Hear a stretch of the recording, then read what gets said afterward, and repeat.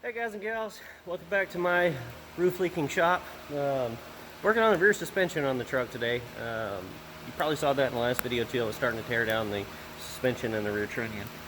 We're also going to do a couple of the dog bones while I've got the bed off still. There's just the two uppers are starting to get a little bit of cracking in them, and I figured now's the time to replace them instead of doing it a year or two down the road when the bed's on and in the way. So I just wanted to show you a couple of things, little tricks about getting the dog bones off, because that's the hardest part, right? You know, everybody does dog bones and they struggle and they fight and they cuss and they torch, and getting them on is no problem. It's always getting them off. So I'm going to show you a couple of ways to work smarter, not harder, and save yourself a whole lot of effort and headache. So, and you don't even have to make any special tools really. The reason we're doing this now is because our sponsors over at Big Mike's sent us a couple of these beauties.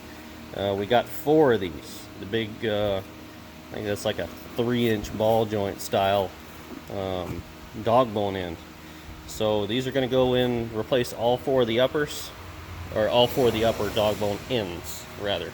I'm going to take my old ones off, press the old rubber ends out, and press those new ones in. I've got 4 of them. So our uppers will be done as long as we keep them serviced. Every time we grease the truck, should never have to worry about them again, really. At least not for another 15-20 years, hopefully. So I've got that one popped loose already, and I was like, yeah, maybe I'll show these guys a couple of my tricks, because I know everyone has a huge big problem with doing these. As you can see, I've already got some of my tools out here. The sledgehammer, I thought I might need it, but I ended up not even needing it at all. The pry bar was a feeble attempt that I quickly gave up on. But you need, for the nuts on the dog bone ends, I think, I can't even read this anymore. I think it's 1.5 inches, yeah. 1.5 inches. This sucker's old proto. This was my grandfather's. So was that Armstrong down there, actually. But you need 1.5 inch wrench, a big one, and then another buddy wrench to get enough leverage on this to break the nuts loose. Now, there's a couple of ways you're going to have to get these loose, and I'll just go ahead and be forward with you right now. There is no trick when it comes to these as far as getting them out. That one, you just got to have a piece of bar stock or something and a sledgehammer after you get the nut off, and drive it out and try not to break your hand or your buddy's hand. I would set it down on here and clamp the bar stock down and then swing the hammer, instead of getting anybody's hands there to get. You don't want to hit somebody's hand with a sledgehammer. You'll really screw up the rest of their life if you do that. So don't have the trunnion back together yet.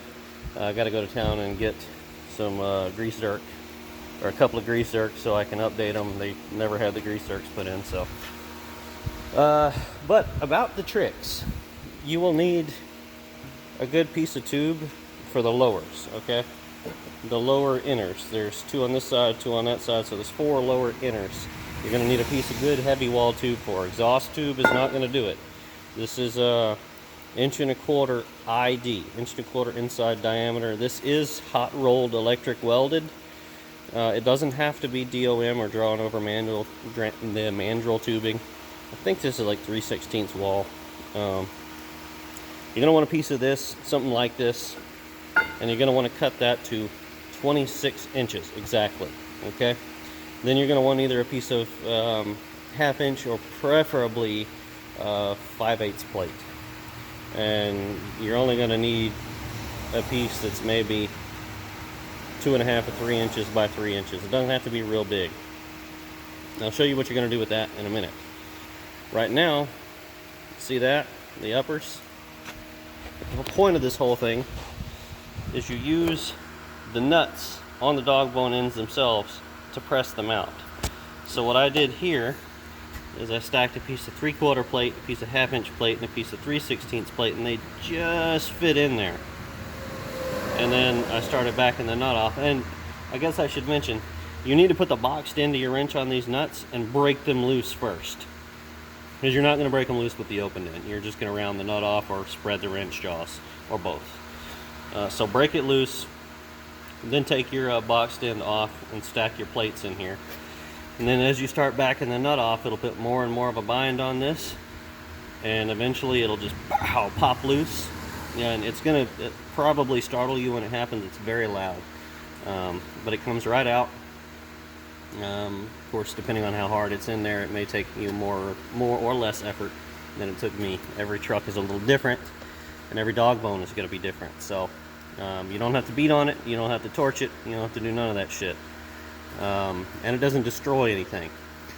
Now, the reason you want to use so much plate instead of just, you know, sticking one piece of 3/4 inch plate in there is when you start to use this nut as a press to press the end out of the bracket here, you want as much thread engagement on that stud as possible. Like, if you run this nut off halfway before it contacts your press plate, you only have half as much thread to take up that force, and you could strip those threads off and then not be able to get the nut off and not be able to get the end out, and that would just suck. So get as much plate, as much spacer in there as you can, and then start to back the nut off to press it out. Now, you can do the same thing on both of these uppers on the axles.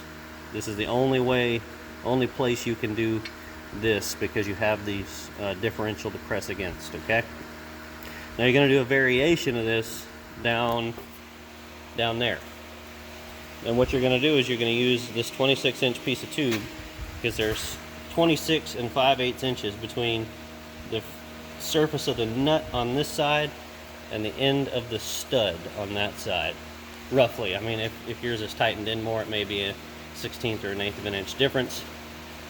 But if you cut your tube to 26 inches, that means you can slip it over the nub of the stud on one side, support it with the jack in the center, stick your piece of 5/8 plate or 1/2 inch plate between it on this end, between the end of the tube and the end of the stud there, and then back your nut off.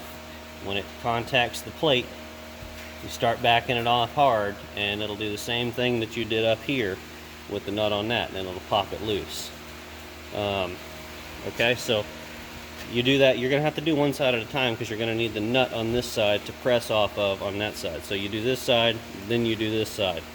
You got to, you know, put your new joints in before you move on to the other side, or you won't have a surface to press from. Now, on the lowers on the axle, are they're the most finicky to set up, besides these, because you can't do anything with them. There's two ways you can do the lowers on the axles, okay? You can use like a couple of 2x4s here as blocks, and then a piece of plate, or a couple pieces of plate. You can use some square tube, whatever just fills up the space between your brake backing plate and your stud here. You want to get that as close as you can, and then once again, you know, you want to break the nut loose before you start stacking your stuff in here. Use whatever you can to support your plates and all, and go about it exactly the same way. Or if you want to do it with your rim and tire still on, and press against the rim instead of your brake backing plate, if you're worried about bending the backing plate, which you're not gonna, but if you're worried about that, what you'll want to do over here is you're going to need a piece of 1.5 inch heavy wall square tube. 1/4 inch wall probably ain't going to do it. You can try. You may need some 3/8 wall, because you've got a long span there to go from this surface on the rim. You don't want to put it on the tire. You want to go from the inside, this inside flat surface of the rim on this side, to the same place on the other side. You may have to cut your tube at an angle on the ends to kind of conform to this radius. And you want it to sit directly even with this. So, I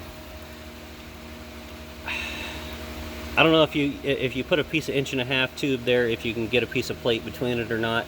It should be pretty close. So you may be able to just back the nut off right onto the tube and start pressing with it that way. But there's a couple of different ways to do it. I just wanted to share that with you. And all of these are way easier been beating and banging and smashing fingers and torching shit, catching it on fire, and cutting things off, and cussing and frustrating and taking days to do. Yeah, this should help you immensely. I'm one of those guys that I'm not gonna kill myself doing anything. I will find a different way to do it, and that's what I've done. So guys, look, that's about all I have for you on this. I want to reiterate, if you need parts and you're doing this, Big Mike's Motor Pool, dudes. He's got these. Now these are kind of expensive, but they're well worth the money if you plan on keeping the truck. It'll also make your drive line in the rear a lot more solid, less jerking and bouncing and all that stuff. So he also has the brand new replaceable, just the rubber ends, if you want to go back the stock way with it. So anyway, you know, links to our sponsors in the description as always, and we appreciate them, and I'm sure they appreciate your business as well. So thank you for watching. Please like and subscribe if you have not already. Share the video. You know, I'm pretty sure this is going to be a really useful video for those of you in the 2.5 ton and even the 5 ton community. Now with the 5 tons, the measurements will be different, but the process is the same. You can do the dog bones the same way. So catch you later, guys. Thanks.